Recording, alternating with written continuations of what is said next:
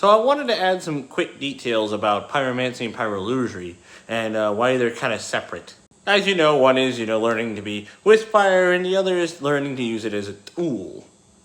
But as you grow, learn, and use the magic on each side, the effects are a bit different. The standard procedure when being a pyromancer is that over time you learn to control and use different kinds of fire. And each different color of fire has a different effect.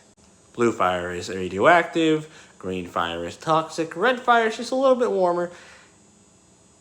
But purple fire is like if you had a wave made of lightsaber blades.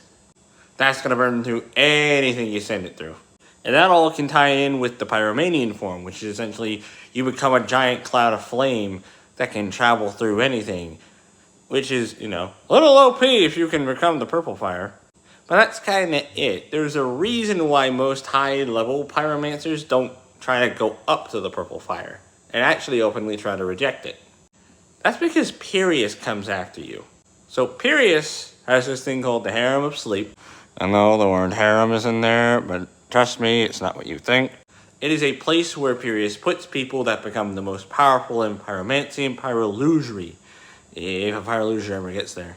But it's a place where he puts people who become the most powerful in pyromancy and pyrolugry because it's the best way for him to protect them from dying. The closest thing he has to a djinn.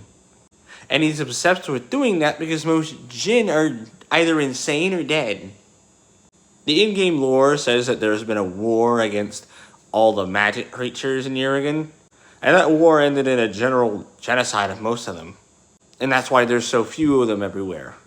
But it's kind of also what he made pyrolugry for. Where pyromancy can make you as powerful as one, it can't give you all their abilities. Pyrolugry is different because it's physically changing you. You're becoming a god. Or a djinn. When you start using it, you immediately get access to black flame. And the longer you use it, the better you become at it. Just like with pyromancy. Except again, it's chemically altering you. Your skin becomes hard and you start to get maybe a little bit more aggressive. And while you can learn to use the other fires, it's with a lot more aggressive training. Over time, you can lose that form, known as the pyrocont form. And you can start, looking human again.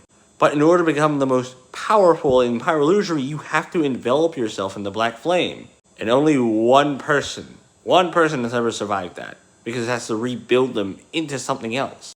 And if you successfully do it, you just get caught by Pyrius anyway, so most people stay on the lower levels. Subscribe for more!